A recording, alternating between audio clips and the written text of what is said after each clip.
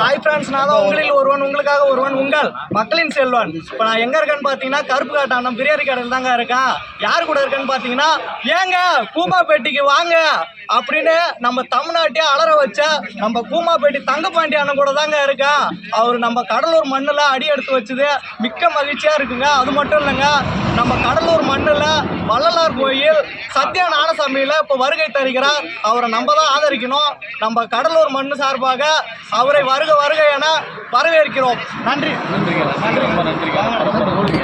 மகான் அவரோட தரிசனமா நான் வந்திருக்கேன். உண்மையிலே கடலூர் மக்களோட அன்பு ஆதரவு ரொம்ப சந்தோஷமா இருக்கு. ஆதரவு மக்களே, மக்களோட இந்த சமூக பொறுப்புணர்வு, அந்த சமூக ஈடுபாடு நீங்க பாருங்க. இப்போ பெரும்பாலும் வளரும் கடலூர் மாவட்டத்துக்கு ஒரு சமூக சேவை வரணும்.